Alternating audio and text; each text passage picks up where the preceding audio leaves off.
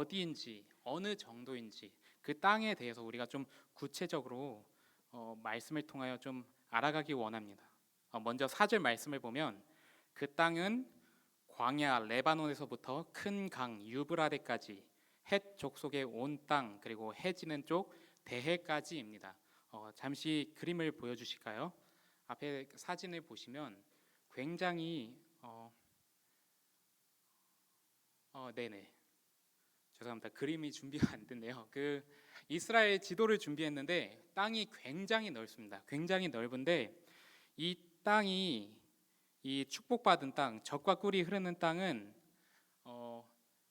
딱 지도로 봤을 때는 남한하고 좀 비슷한 크기이기 때문에 우리가 이 땅에 무슨 가치가 있겠냐, 땅이 뭐 그냥 콩알만하네 이렇게 생각할 수도 있지만 지도로 봤을 때는, 근데 이 땅은요 강대국 애굽, 다메섹, 아랍, 아수르, 바벨론, 페르시아와 같은 이 열강으로 둘러싸였던 역사가 있습니다. 그러한 열강들 사이에서 그 정도의 땅을 차지할 수 있다는 것은 굉장히 광활한 땅을 차지했다는 뜻이고, 이스라엘 백성의 힘으로 봤을 땐 또 축복받은 땅을 소유하는 것은 굉장히 기적이었던 것이죠. 그 땅은 굉장히 축복받은 땅입니다. 새벽 예배 때 한번 나눴었는데요. 그 동쪽에서 불어오는 그 사막 바람과 또 서쪽에서 불어오는 이 바람 바다가 어울려져서 단비가 내리는, 광야 가운데서 단비가 내리는 땅이 바로 이 가나안 땅입니다. 젖과 꿀이 흐르는 땅이고 때에 따라 알맞은 비가 내렸던 그런 아주 축복받은 땅이었죠. 그러니까 이 땅이 열강들 사이에서 이 정도로 광활한 땅, 축복받은 땅을 소유했던 것은 이스라엘 백성에게 있어서는 기적이나 마찬가지였습니다. 그러니까 지금 1장 4절에서 이 땅의 경계를 말씀하고 있는 이유는 여호수아와 이스라엘 백성이 가서 힘써 싸워서 정복해야 하는 것입니다. 이 땅은 열강들이, 그리고 그곳에 이미 살고 있는 가나안 족속들이 그 땅이 너무나도 좋은 땅이기 때문에 그 땅을 차지하기 위해서는 힘써 싸워야 했던 것이죠. 이만한 땅인데 그 땅을 얻기 위해서 대충 싸워서는 안 되었던 것입니다. 힘써 싸워서 정복해야 하는 곳이죠. 그러나 1장 4절 말씀을 보면 가나안 땅은 여호수아와 이스라엘 백성이 가서 힘써 싸워야 하는 곳이지만 동시에 또 멈춰야 하는 곳입니다. 멈추어야 할 선이 있고 멈춰야 할 경계가 있습니다. 만약 이스라엘과 여호수아가 그 경계를 넘어 하나님이 말씀하신 그 경계 너머의 땅까지 충분히 취할 힘이 있고 능력이 있고 군사가 있고 전략이 그들에게 있다 할지라도 이스라엘은 반드시 그 경계에서 멈춰야 하는 것입니다. 그러기에 1장 4절의 중요한 것은 온 힘을 다해 정복하고 또 정복해야 하지만 이스라엘 백성들이 동시에 멈춰야 하는 곳입니다.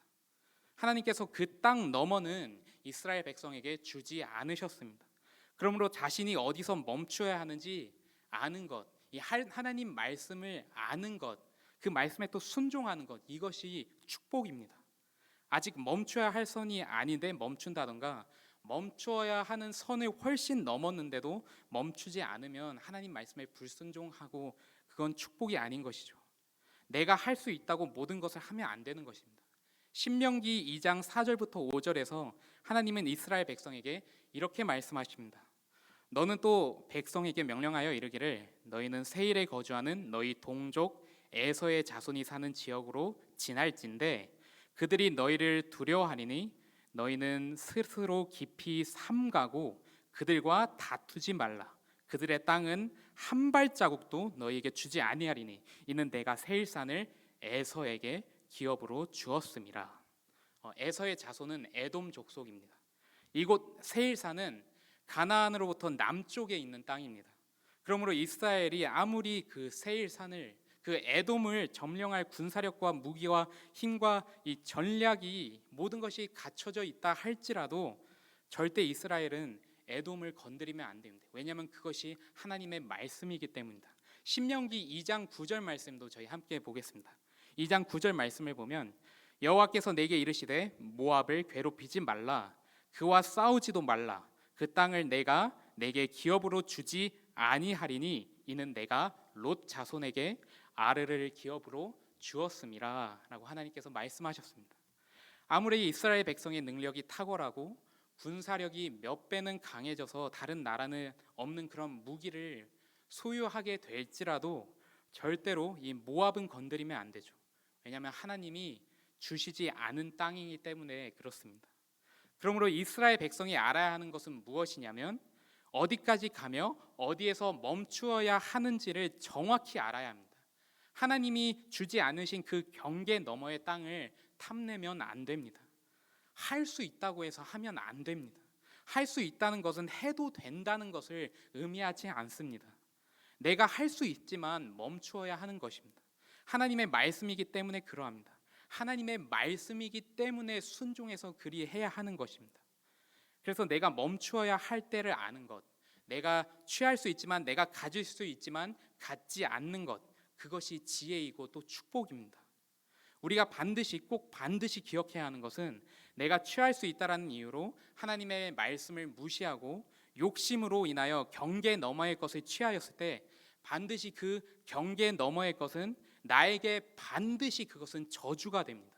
욕심으로 얻은 것은 반드시 저주가 됩니다. 야고보서 1장 15절입니다. 야고보서 1장 15절을 보면 욕심이 잉태한즉 죄를 낳고 죄가 장성한즉 사망을 낳느니라 라고 말씀합니다. 욕심은 반드시 우리에게 저주가 됩니다. 그것이 반드시 우리의 꼬리를 잡게 돼 있고 그것이 반드시 나를 넘어뜨리게 돼 있습니다. 그러므로 하나님이 나에게 주지 않으신 것, 나에게 멈추라는 곳에서 멈추는 게 지혜입니다.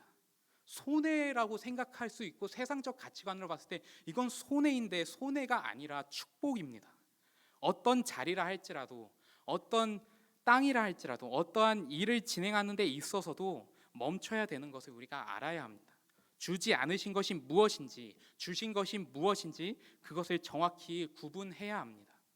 사무엘상 15장을 보면 하나님은 사울에게 아말렉을 진멸하라고 말씀하셨습니다. 그러나 사울은 아말렉 왕도 살리고 그중 탐나는 재물과 가축은 모두 챙겼습니다. 그것을 안 챙기는 것이 손해일 줄 알았는데 오히려 챙김으로써 인해 사울은 저주를 받았습니다. 선지자 엘리사의 시종 게하시는 엘리사의 시종으로서 그의 역할에 아주 충실했던 사람이었습니다. 수넴 여인이 아들이 없음을 엘리사에게 알려주어 1년 후에 수넴 여인이 아들을 얻게 하였으며 그 아들이 죽었을 때는 엘리사를 대신하여 찾아가서 엘리사의 지팡이를 얼굴에 올려놓는, 그래서 아들이 되살아나는 그러한 사명을 감당하기도 한 자가 이 게하시였습니다. 그러나 엘리사가 나아만 장군의 선물을 거절하자 게하시는 멈춰야 하는 선을 넘고 챙기지 말아야 할 재물을 나아만을 속이고 챙깁니다. 그 후 그는 나병에 걸립니다. 나병은 히브리어로 뭐죠? 짜라트입니다. 짜라트는 하나님이 치셨다, 하나님께 저주 받았다는 뜻입니다. 그는 멈춰야 할 선을 넘어서 저주를 받았습니다. 이스라엘이 여리고를 점령하고 모든 전리품과 영광은 하나님께 드려야지만 아간은 욕심으로 인해 그 전리품의 일부를 훔쳤습니다. 이로 인해 이스라엘은 아이성 전투에서 참패하게 되고 아간과 그의 가족을 모두 돌로 쳐 죽게 됩니다. 한 명의 욕심으로 인해 한 명이 넘지 말아야 할 선을 넘음으로 온 이스라엘이 아이성 전투에서 져서 저주를 받고 그의 가족까지 저주를 받아 함께 돌로 쳐 죽임을 당합니다. 가룟 유다도 분명히 돌이킬 수 있었는데 예수님께서 빵 조각을 넘겨주시면서 돌이킬 수 있었는데 그의 욕심은 은 30냥을 택하고 가장 저주스러운 죽음을 맞이하게 되고 예수님으로부터 가장 저주스러운 말을 듣게 됩니다. 무슨 말이죠? 차라리 태어나지 않았으면 좋았을 것을, 차라리 존재하지 않았으면 좋았을 것을, 이보다 더 저주스러운 말씀은 없습니다. 아나니아와 삽비라는 바나바와 같은 헌신의 삶을 살아갈 믿음은 없으면서 교회 안에서 바나바와 같은 영적 권위는 가지고 싶었던 욕심 많은 자들이 바로 아나니아와 삽비라였습니다. 이 두 사람 모두 하나님이 치사 저주받아 죽게 됩니다. 이처럼 무조건 많이 소유하는 것이 다가 아닌 것입니다. 무조건 높은 자리에 올라가는 것이 다가 아닙니다. 어떤 사람은 어떤 자리에서 기가 막히게 빛을 발합니다. 게하시가 시종을 들을 때만 해도 그랬습니다. 그러나 멈춰야 할 선을 넘는 순간 그 모든 빛을 한 번에 잃어버릴 뿐만 아니라 심지어 사랑까지도 잃어버리게 됩니다. 하나님이 주신 것과 주지 않으신 것, 하나님이 맡겨주신 것과 맡겨주지 않으신 것, 그 경계를 정확히 구별하는 것, 이 분별력이 바로 지혜입니다. 아니, 그래도 세상 살아가면서 사장 되면 뭐 다 좋은 거죠. 좋은 직장, 좋은 회사 들어가면 뭐 좋은 게 다 좋은 거죠. 뭐 좋을 수 있습니다. 하지만 제가 예로 말씀드리자면 제 주변에서 함께 선교를 외쳤던 이들 중에서 그렇게 되고 너무 바쁘니까 신앙 버리고 교회 떠나고 하나님과 멀어지고 하나님과의 교제가 단절되고 구원과 멀어지고 신앙과 열정이 식고 이러한 모습이 어딜 봐서 축복이라는 거라는 겁니다. 그렇다면 이 할 수 있어도 멈추어야 하는 것과 해서는 안 되는 것을 우리는 구분하며 살아야 하는데 도대체 그렇다면 이 지혜를, 이 분별력을 우리가 어떻게 해야만 우리가 얻을 수 있고 또 배울 수 있냐는 것이죠. 아주 단순하지만 아주 간단하지만 명확합니다. 어떻게 배우냐면요, 오직 하나님의 말씀을 통해서만 우리가 배울 수 있는 것입니다. 묵상을 통하여 오직 하나님과 1대1로 교제를 나누는 그 시간에만 우리가 이것을 배울 수 있고 이 분별력, 이 지혜를 우리가 얻게 됩니다. 오직 말씀을 통해서만 우리가 배울 수 있습니다. 여호수아 1장 7절 8절 말씀입니다. 보시면 오직 강하고 극히 담대하여 나의 종 모세가 내게 명령한 그 율법을 다 지켜 행하고 우로나 좌로나 치우치지 말라. 그리하면 어디로 가든지 형통하리니 이 율법책을 내 입에서 떠나지 말게 하며 주야로 그것을 묵상하여 그 안에 기록된 대로 다 지켜 행하라. 그리하면 내 길이 평탄하게 될 것이며 내가 형통하리라. 하나님께서 여호수아에게 또 이스라엘 백성에게 그들이 가나안 땅을 정복하기 전에 그 경계선을 알려주시면서 이 말씀도 함께 하셨습니다. 주야로 주님의 말씀을 묵상하며 그 말씀대로 살아갈 때 우리가 배울 수 있는 것입니다. 하나님 앞에 1대1로 앉아있는 그 시간에서만 우리가 이 지혜를, 이 분별력을, 이것을 배울 수 있는 것입니다. 그러기에 하나님과의 1대1 시간, 큐티, 이것을 우리가 절대로 놓쳐서는 안 되는 겁니다. 이것을 우리가 굉장히 귀중히 여겨야 합니다. 모든 것들이 이 묵상의 시간을 통하여서 우리에게 주신 말씀을 통하여 이 결정나는 겁니다. 지혜는 모두 말씀을 통하여 우리가 얻게 되는 것입니다. 여호수아 2장 말씀에서도 이 멈춰야 하는 선이라는 이 주제가 여호수아 2장 말씀에서도 등장합니다. 이스라엘 백성은 여리고를 점령하기 전에 2명의 정탐꾼을 여리고에 보냅니다. 장정만 해서 60만 명이니까 다 합치면 이스라엘 백성을 다 합치면 200만 명이 넘는 사람이 지금 여리고 앞에 멈추었습니다.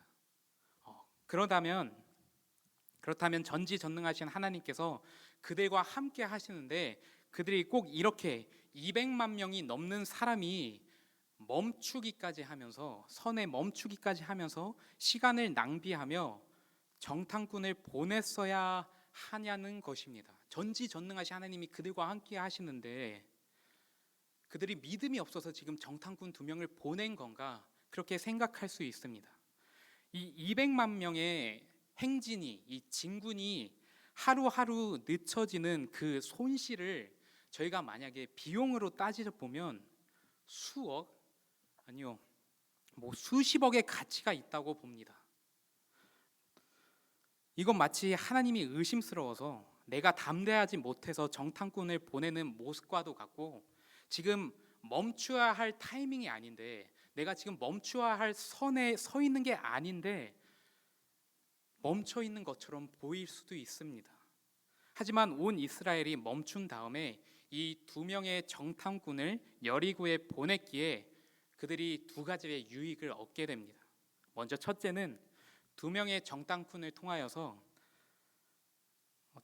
지금 여리고 백성 모두가 두려움에 사로잡혀 있다는 것을 그들이 알게 됩니다. 이 정보를 얻게 됩니다.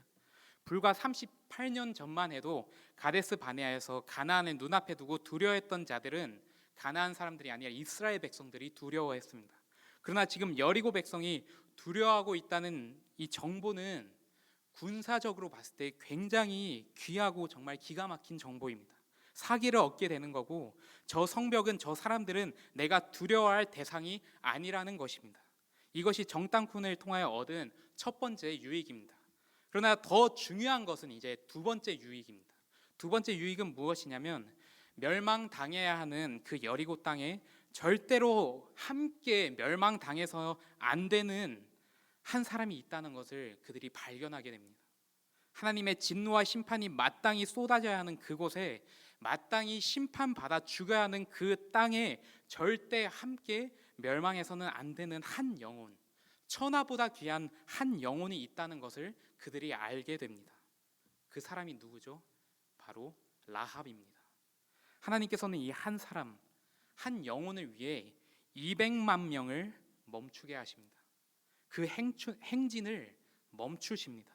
가치로 따지면 하루하루 행군이 늦춰지는 시간과 비용은 마치 수십억을 손해보고 있는 것과 마찬가지인데, 이 세상적 가치관을 완전히 뒤집어 엎고 하나님 나라의 가치관, 그 가치관은 한 영혼이 천하보다 귀하다는 것을 보여주십니다.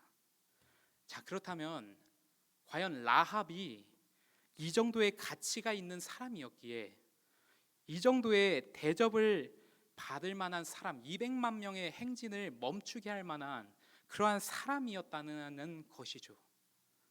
성경에서 라합은 뭐라고 표현되냐면 기생이라고 표현됩니다. 기생 라합입니다. 이 기생은 굉장히 포장된 단어입니다. 굉장히 듣기 좋게 포장된 단어입니다. 히브리어로는 이 기생을 자나라는 단어입니다. 즉 매춘하다, 가늠하다라는 뜻입니다. 세상에서 천시받는, 누구도 좋아하지 않는 창녀 라합입니다. 세상적 가치로 보았을 때 이러한 사람을 위해서, 이러한 사람의 구원을 위해서 무려 200만 명이 멈추는 것이 세상적 가치관으로 봤을 땐 마땅하냐는 것이죠. 세상적 가치관으로 봤을 땐 그렇지 않습니다. 세상은, 사람들은 그러한 모습을 보고 바보 같은 짓이라고, 미련한 짓이라고 할 겁니다. 그러나 하나님은 멈춰야 된다고 말씀하십니다. 천하보다 귀한 영혼이 구원받는 것은, 잃어버린 양을 되찾는 것은, 잃어버린 드라크마를 되찾는 것은, 괘씸한 탕자가 돌아오는 것은 가치 있다고 말씀하십니다. 우리 자신을 되돌아보면 낱말할 처지가 아닙니다. 우리도 마찬가지 아닙니까? 과연 우리 중에 누가 이 자리에서 구원받을 가치가 있어서 구원받으신 분이 계십니까? 고작 우리 같은 따위죠. 우리 같은 사람을 위해서 하나님의 아들이신 예수님께서 십자가에 올라가신 것이 얼마나, 예수님의 시선으로 봤을 땐 얼마나 이게 가치 없는 일일 수도 있겠습니까? 고작 우리를 위해서 죽으시는 건데요. 그러나 이처럼 한 영혼을 천하보다 아끼시고 사랑하신 예수님이 교회의 머리가 되시기 때문에, 교회도 예수님을 닮아 한 영혼의 천하보다 귀히 여겨야 하는 것입니다. 교회는 효율성을 따지고 가치를 따지는 것이 아니라, 세상적으로 손해를 보더라도 한 명을 구할 수 있으면 멈추는 것입니다. 교회의 본질인 예수 그리스도의 구원이기 때문입니다. 우리 군산 영생교회가 교회의 본질인 구원을 잃지 않길 간절히 소망합니다. 구원을 위해서라면 말씀에 근거하여 멈출 땐 멈추고, 포기할 것은 포기하고, 용납할 것은 서로 용납하는 그러한 순종의 마음을 우리가 소유하길 소망합니다.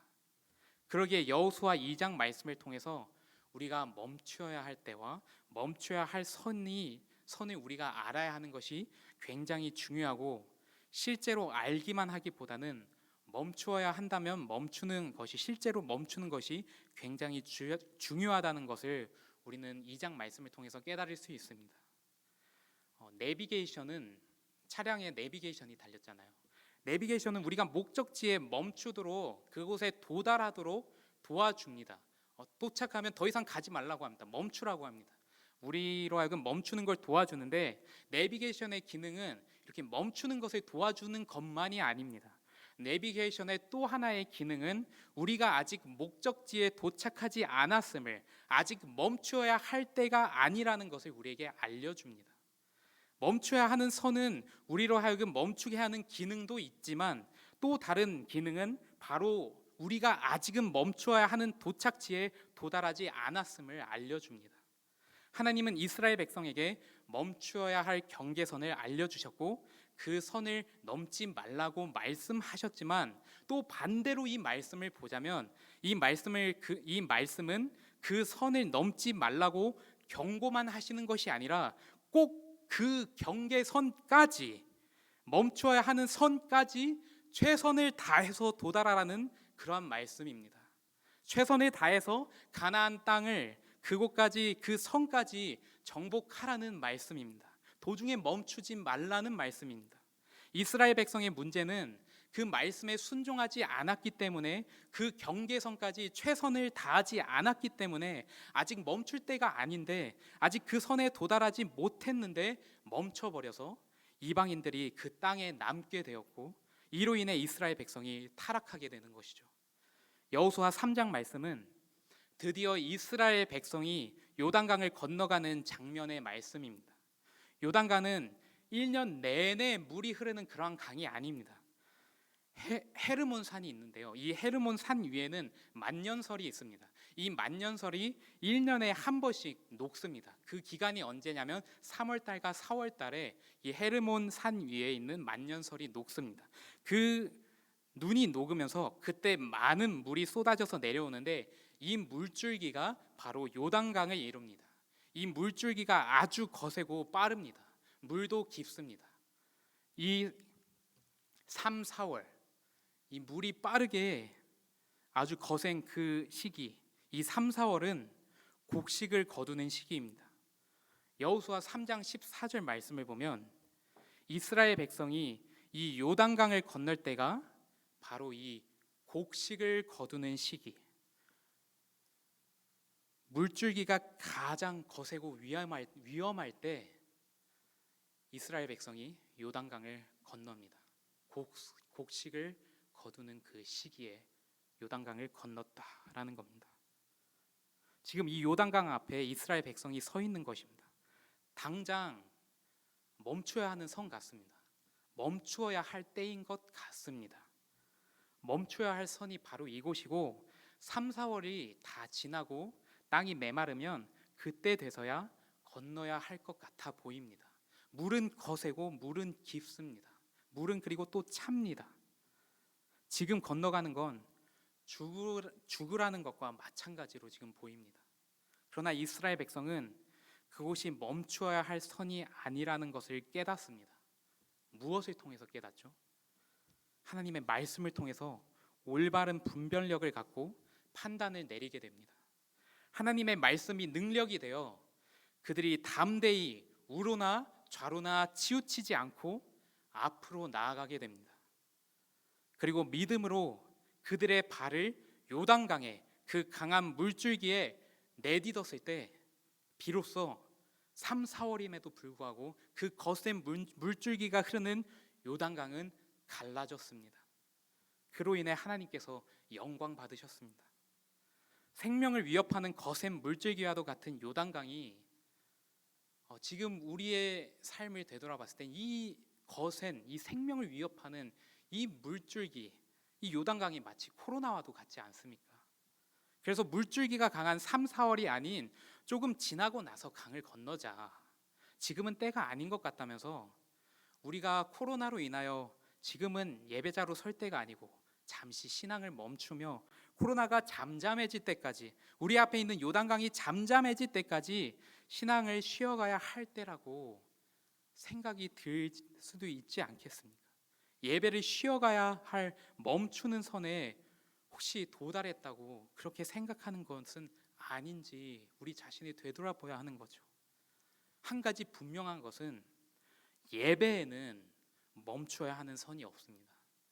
그 예배가 온라인이든 현장이든 예배는 멈춰야 하는 선은 없습니다. 하나님은 우리를 예배자로 세우셨습니다. 이젠 사회적 거리두기 단계도 더욱 낮춰졌으며 우리에겐 예배의 자리가 더욱 앞으로 열려 있다는 것입니다. 교회로 나와 성도의 교제를 나누는 기회 또한 더욱 열리게 되었다는 것입니다. 오늘 우리에게 주신 말씀을 통하여 내가 멈추어야 할 선은 어디인지 우리 자신을 분명하게 되돌아보길 간절히 소망합니다. 이 비밀을 분별할 수 있는 지혜는 오직 말씀을 통해서만 우리에게 주어짐을 우리가 기억하고 더욱 열심히 말씀을 묵상하는, 말씀을 통해 하나님의 얼굴을 구하는 참으로 복된 우리 군산 영생교회 모두가 되길 간절히 소망합니다. 마지막으로 시편 73편 27절 28절 말씀을 보고 말씀을 마치겠습니다. 시편 73편 27절 28절 말씀입니다. 무릇 주를 멀리하는 자는 망하리니 음녀같이 주를 떠난 자를 주께서 멸하셨나이다. 하나님께 가까이 함이 내게 복이라. 내가 주 여호와를 나의 피난처로 삼아 주의 모든 행적을 전파하리이다. 아멘. 우리 함께 주님 말씀하시면 함께 찬양 드리면서 우리가 멈춰야 할 선, 그리고